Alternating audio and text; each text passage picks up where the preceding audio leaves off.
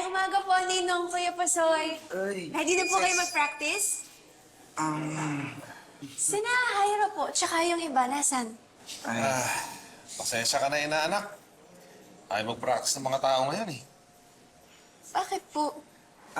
ang mabuti pa, ayusin na lang natin yung backdrop dun sa multipurpose hall. Wala kasi sa mood talaga yung mga tao ngayon eh. May iba silang planong gawin. Ganun po? Halika na. Yeah.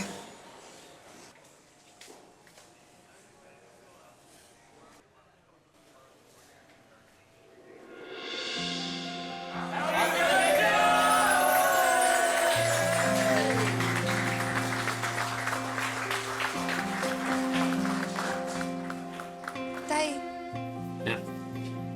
Pinagsaba ko to ninong mo eh. Hindi man ako nakapunta sa graduation mo. Baka pwedeng magkaroon tayo ng sariling graduation. Oh, sandali lang ha. Diyan ka lang. Sandali lang. Congrats, Princess! Yes! At syempre, huwag natin kalimutan to, Princess! Yee! Ha? Ipinakikilala ang valedictorian ng Bagumbayan City Jail, ang ating prinsesa, Princess Pascual!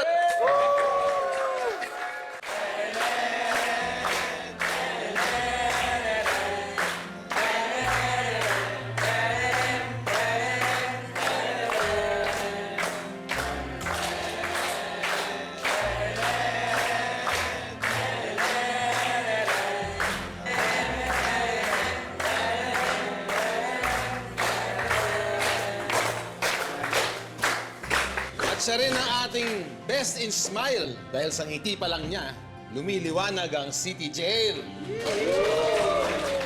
Sir, go na.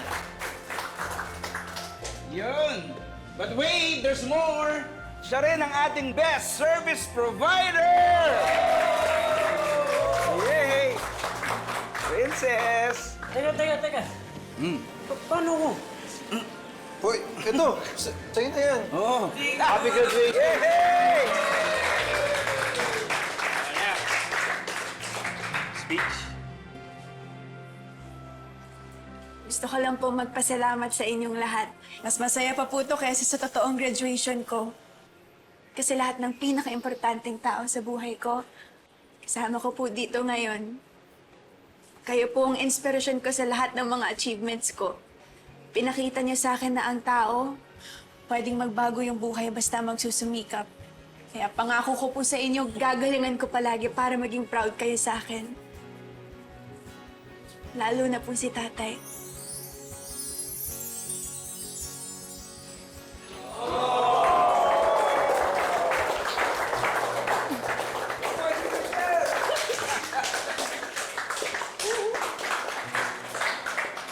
Uy, Kosa!